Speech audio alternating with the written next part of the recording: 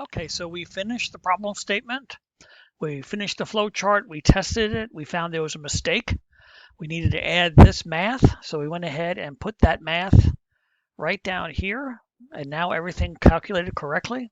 So now we're ready to go ahead and code this. So let's go ahead and take a look at the code.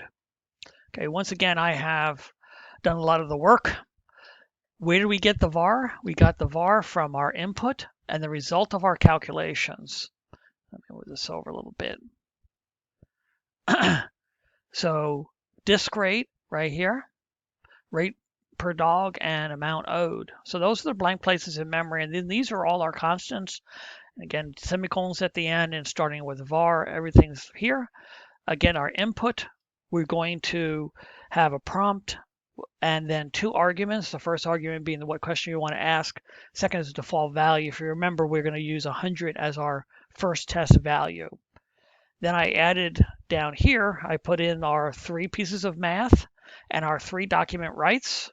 I copy and pasted from the flowchart for the document rights because I've already tested them and those things worked. And now we're ready to go. So there should be no problems with this. Now, what we'll do is, again, I'm going to use the build and test methodology because that is the fastest way in order for us to code. Let's see, I think I'll move this all the way up to here, move this down. All right, so what's the first decision we have to make? And that's this one right here. So I'm just going to copy that, just that one, so instead of doing the whole kit and caboodle. All right, and now I'm going to test that. So the first thing I have to do is put parentheses around the 2 things that I want to compare. And then I'm going to need a brace.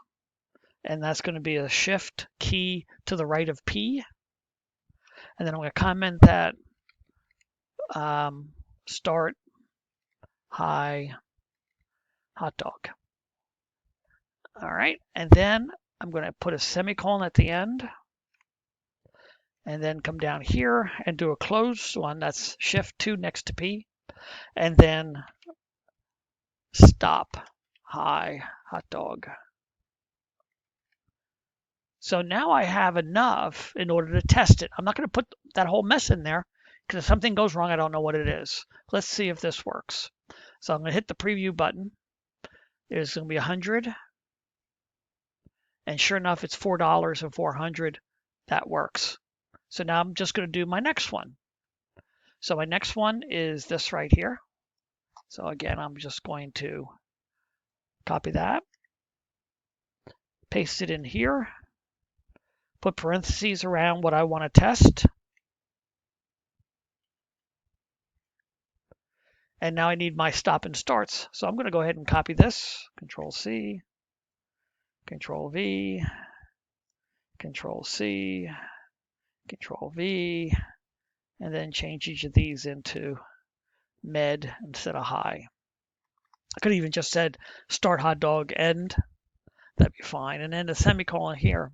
All right, so now I can test it with our next test. And remember, our mid is 20 hot dogs. So let's do 21. And let's preview it. So I got 21 hot dogs. And you can see it's $6, so it's 40% off. So that's 6, and 21 times 6 is 126. So that's working. So we just go and grab the next one, copy that, Control C, Control V, and you can see how methodical I am about this. And you should be too, because that's what coding is all about, is being methodical about what you're doing. All right, again, so I'm going to go ahead and copy this, Control C, Control V, Control C, Control V, and okay, so that's the low. So that is going to be more than 10. So we're going to make that 11. And we'll preview it. 11 hot dogs, and that's $2 off because they get 20%. Great, and that's 11 times 8 is 88. And we have one last thing to do, and that's after this stop mid. and that is to do this final else.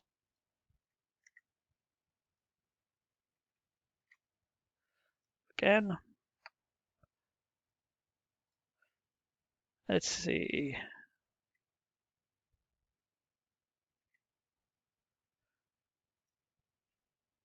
P. Okay. I thought something didn't seem right. Low, low. All right, and then down here, copy and paste. Yeah, I'm copying and pasting my braces, that I make sure I don't forget them. So this is going to be, how about no disc? So it's no disc hot dog, copy, stop, no disc hot dog. And we'll go ahead and test this with 10. So I'll go ahead and change this. And you don't have to keep changing the thing, but I find this easier. So if I have an error, I don't have to keep typing 10 in. So I'll go ahead and preview it.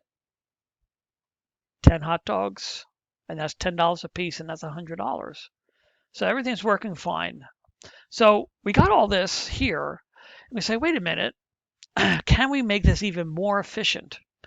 Anytime I'm putting braces in and writing code, there's a chance that I could be having an error. In fact, I do have an error there. There's no semicolon. Now it's better. Well, suppose I went like this. I copied this, come down here, and did var disk rate equals 0.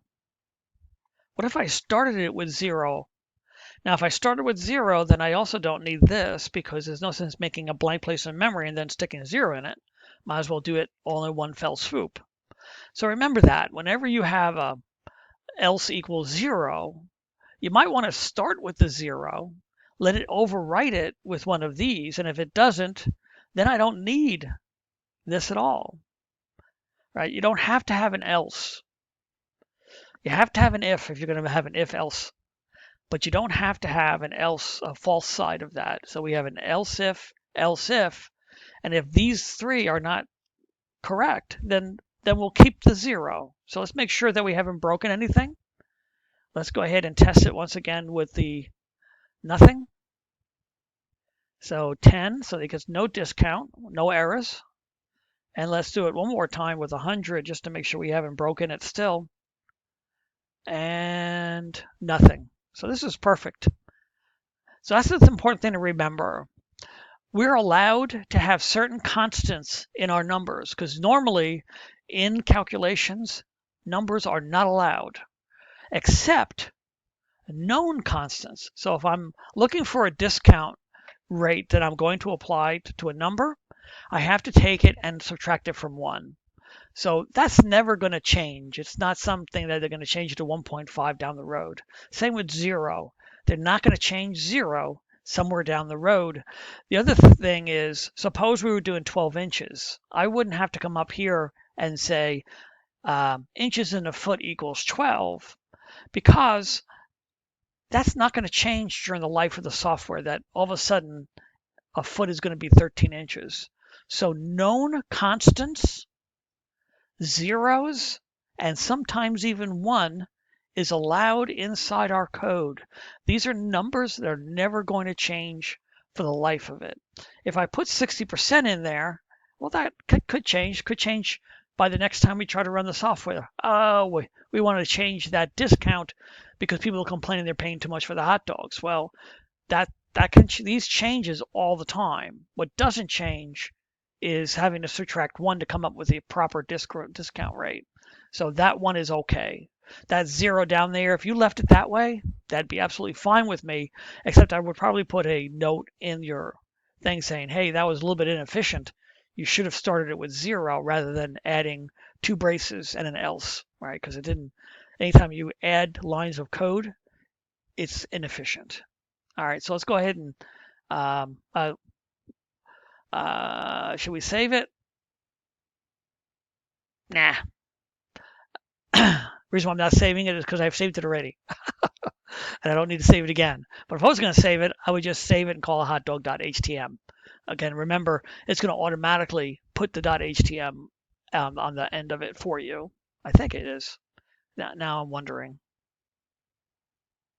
Maybe it doesn't. No, yeah, so it's automatically going to have that HTML. Oh, wait a second, I don't have it.